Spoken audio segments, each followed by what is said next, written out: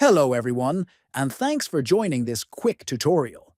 Today I will guide you step by step on how to enable animated thumbnails in the TikTok app on your Android mobile device.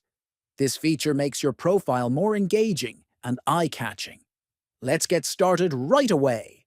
First, open the TikTok app on your Android phone. Next, tap the three horizontal lines at the top right corner. Then, select Settings and Privacy from the list of options. After that, scroll down until you find the Accessibility section and tap on Accessibility. Finally, look for the Animated Thumbnails setting and turn it on by toggling the switch. That's it. You have successfully enabled animated thumbnails on TikTok for Android.